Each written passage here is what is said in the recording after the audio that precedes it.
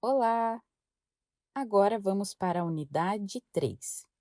Nessa unidade, discutiremos a metodologia de ensino de língua portuguesa aos surdos. Como vimos nas aulas anteriores, há diversas metodologias utilizadas no ensino de línguas para crianças surdas e também pesquisas desenvolvidas em todo o Brasil, casos de sucesso e de insucesso a serem refletidos e modificados pensando na qualidade de ensino. Também encontramos materiais produzidos entre 2001 e 2005 pelo governo federal, tratando da educação de surdos e do ensino de língua portuguesa. O MEC, então, publicou 3 livros de capas coloridas, sendo um de capa azul, um de capa roxa e o outro livro da professora Ronice Quadros. Observa-se por vezes um desinteresse da categoria profissional e que esses recursos não chegam até a sala de aula. Infelizmente, para além da falta de interesse dos docentes que atuam com crianças surdas, observam-se limitações nas condições de trabalho, dificuldades na aquisição da língua, e sabemos que é uma língua complexa, assim como a língua portuguesa, que é a primeira língua dos professores ouvintes. Argumentar que é uma língua complexa e difícil de se aprender não é uma justificativa válida, pois a aprendizagem de qualquer língua é um processo complexo, mas que é necessário para o desenvolvimento, para a qualidade de vida, para conseguir uma vaga de trabalho e garantindo a participação cidadã completa. Por isso, é necessário conhecer, se interessar e desenvolver a língua da localidade em que você nasceu.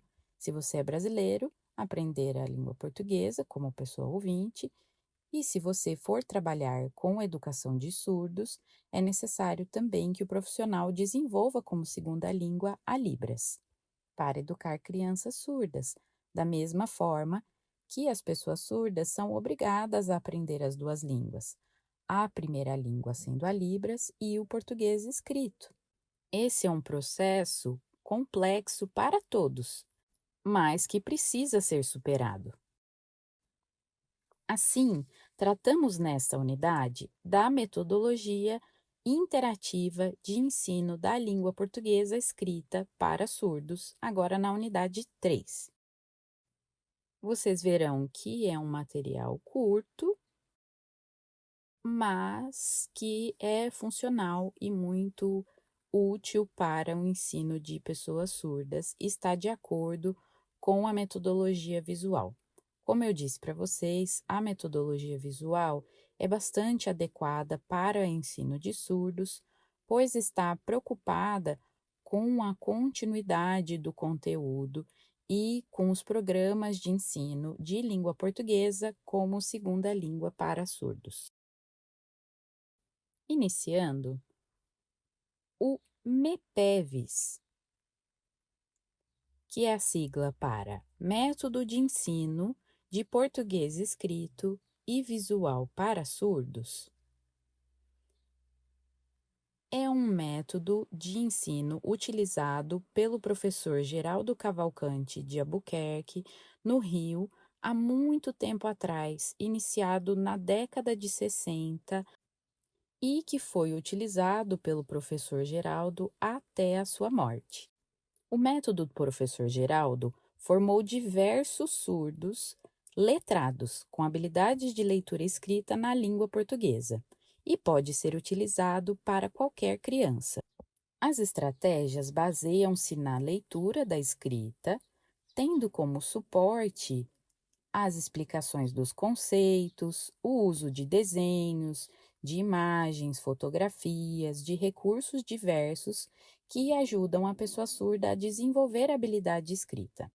Na segunda imagem, vemos um quadro comparativo em que, na primeira coluna, temos a produção escrita das crianças surdas e, na segunda coluna, as correções do professor de língua portuguesa. Esse é um exemplo muito rico porque a criança precisa perceber o que está errado, o que faltou, qual a diferença entre o texto que ela produziu na primeira coluna e o texto corrigido na segunda coluna. compreendendo que a língua portuguesa é a segunda língua. Portanto, a forma da produção escrita da criança surda vai ter marcas distintas da escrita da criança ouvinte, respeitando as características desta comunidade. Esta forma de escrita da criança surda é influenciada pela sua língua materna, porque é a língua em que o seu pensamento se constituiu. Isso é lógico. Assim, conforme a criança se esforça para compreender e construir as frases, se adequando às regras do português, essa escrita vai caminhando da primeira língua para a estrutura da segunda língua, com a influência do professor que vai instruir, corrigir e explicar como isso funciona na língua portuguesa. Já que a língua majoritária é a língua portuguesa, a criança surda, então, necessita aprender essa língua, identificando que a Libras, como uma língua minoritária, aparece marcas dessas modalidades na escrita, mas que são línguas diferentes, de modalidade diferente, então a sua estrutura é diferente. E essa diferenciação vai se construindo cotidianamente. E quando venham dificuldades com relação aos verbos e a flexão de verbo que não aparece marcado na Libras, a criança veja o conceito, compreenda e adquira então os usos das duas línguas separadamente. Na terceira imagem, vemos o exemplo da metodologia visual com o uso do quadro e a projeção feita ao lado. Então, qualquer texto pode ser colocado ali como glossário, a explicação de contextos, de conceitos, exemplos, de forma visual. Essa prática deve ser diária e não esporádica nas aulas na escola. Isso porque a aula de português deve ser praticada todos os dias, com diferentes estratégias, de maneira visual. E também é necessário ter aula de Libras todos os dias, para que os conteúdos e a proficiência na língua seja desenvolvida e também para acompanhar outras disciplinas, matemática, ciência, histórias, educação física, artes. Portanto, é possível com que o aluno se desenvolva, tanto na língua portuguesa quanto na Libras, desde que elas sejam feitas concomitantemente. Na quarta imagem, então, ilustramos a interação entre as crianças surdas e também a gravação de vídeos. Isso porque é necessário que as crianças vejam a própria produção e trabalhem a formalidade e informalidade. A formalidade também aparece na produção da Libras, não só no texto escrito, por meio da postura, por meio da colocação e da prosódia utilizada para os vídeos.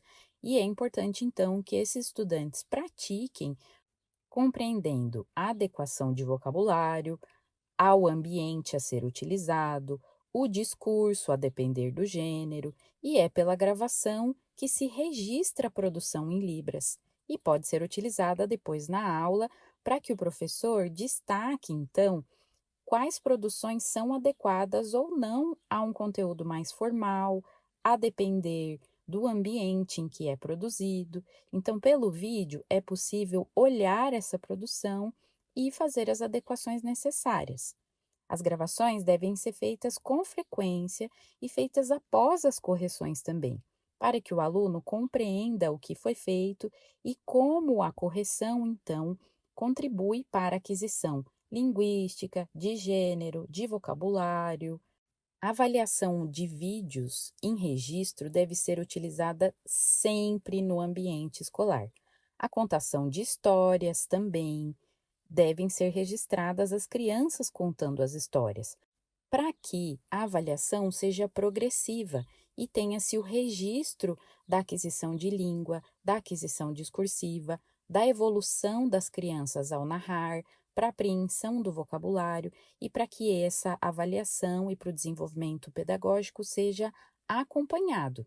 Essas imagens ilustram um bom uso do método MEPEVS. Próxima metodologia.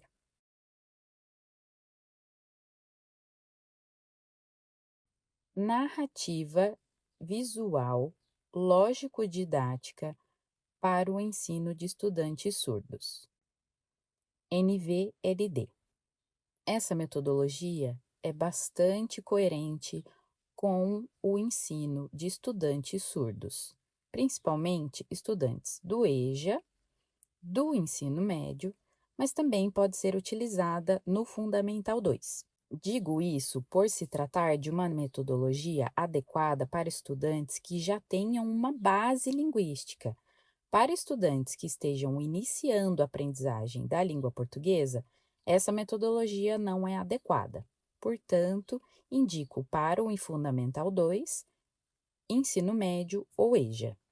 Nessa metodologia, observe o enunciado escrito em língua portuguesa dividido em unidades menores e essas unidades são ilustradas por imagens abaixo, para que o estudante recorde esse conceito e retome esse conceito, estabelecendo uma frase por meio das imagens. É claro que não dispensa a mediação e a explanação do docente. Além disso, o volume de informação, de polissemias, de sentidos presentes nesse excerto, devem ser consideradas, porque uma mesma palavra em contextos diferentes pode ter outros significados.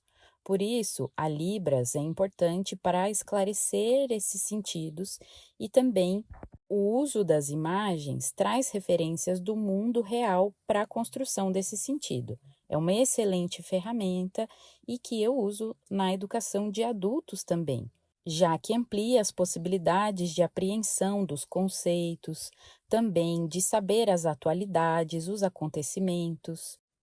Outra metodologia. No ensino de língua portuguesa como L2 para surdos, vê-se também a estratégia da professora Ronice Quadros, bastante utilizada, em que, a partir da produção em libras do professor, traduz-se para glosas, ou seja, para o texto, utilizando a escrita da língua portuguesa, porém com a estrutura da L1, que é a Libras. Então, o professor pega essa frase transcrita para a glosa e ajuda o aluno, então, a compreender a passagem nessas etapas de interlíngua até chegar na língua portuguesa. Então, essa metodologia que balanceia e que compara os estágios da L1 até a L2 e os processos, então, em que a glosa vai se transformando no português, é uma das estratégias utilizadas. Observemos as seguintes citações. Paz, 2009, página 9.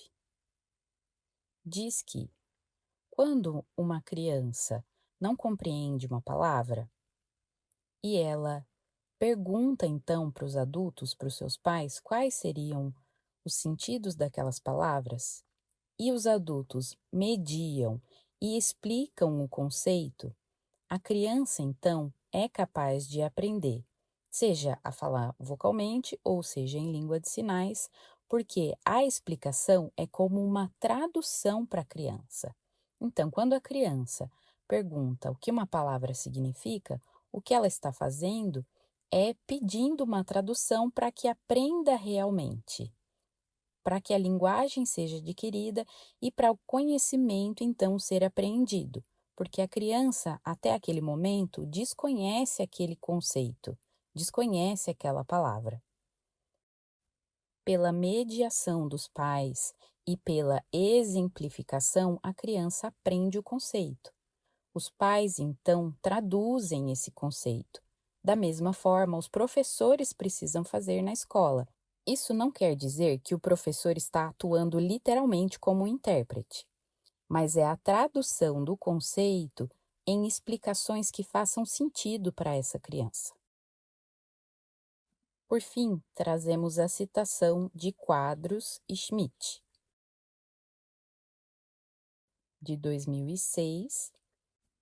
Os autores apresentam que, na avaliação dos estudantes surdos, é preciso compreender alguns aspectos para que o seu desenvolvimento seja possível, a começar pelo processamento cognitivo desses estudantes, compreendendo que os estudantes são capazes de aprender a ler e a escrever e desenvolver essas habilidades. Então, o professor precisa avaliar este potencial. Além disso, deve avaliar o potencial de relações visuais estabelecidas pelo aluno. Quando ele vê essa palavra, ele consegue compreender o conceito, consegue relacionar com um desenho, uma ilustração, consegue compreender a que se refere. Além disso, ver se há possibilidade de transferência das palavras da língua portuguesa para Libras, ou seja, ele consegue compreender o que essa palavra quer dizer em português ou em Libras. E essa é uma forma produtiva de avaliar, então, se essa compreensão está acontecendo. Também é preciso avaliar se a criança compreende as diferenças entre as modalidades, sabendo então que a modalidade gesto visual tem determinadas características e que a escrita tem outras. Também os autores destacam que é importante compreender as diferenças dos papéis sociais e acadêmicos cumpridos por cada uma das línguas. Ou seja, se eu vou ao médico, em qual língua eu me comunico? Quais palavras eu devo conhecer para um determinado contexto? Para o contexto acadêmico, por exemplo? Quais os contextos sociais de uso? Quais os contextos de uso acadêmico? Compreendendo a diferenciação do vocabulário a depender do contexto social. Além disso, compreender as relações que a comunidade surda estabelece com a escrita em vista da sua cultura. Ou seja, que nos espaços da comunidade surda, a Libras é a língua usada, mas que para contextos escolares, avaliativos, o português é a língua mais utilizada. E de que há diversas culturas que atravessam essas modalidades. Questões também de formalidade, de informalidade, a depender do contexto em que essa criança vai usar a língua, como, por exemplo, uma carta na associação ou bate-papo, e assim usos formais e informais utilizados nessas comunidades. Outro ponto apontado pelos autores é de que o sistema de escrita alfabético é diferente do sistema de escrita da língua de sinais, e esse é um entendimento necessário ser trabalhado com as crianças, ou seja, de que cada língua tem um sistema de escrita próprio e autônomo, que a escrita da Libras é a escrita de sinais e que a escrita do português é a escrita alfabética. Por fim, os autores explicam que a existência do alfabeto manual representa uma relação visual com as letras, mas que essas letras são letras da língua portuguesa. E que cada uma dessas letras demonstradas na datilologia são as letras que podem ser escritas na língua portuguesa ou na língua de sinais, a depender do sistema utilizado. Essa diferenciação é bastante importante para os usos diferenciados dessas duas modalidades.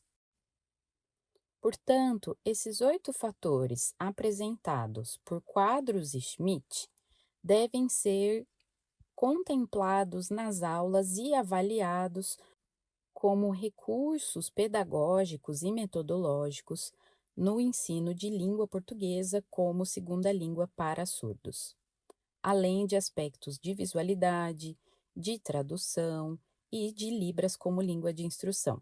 Bom, esses foram os conteúdos que organizei para a nossa disciplina de metodologia de ensino de língua portuguesa para surdos, como segunda língua. Boa sorte, bons estudos. Tchau, tchau.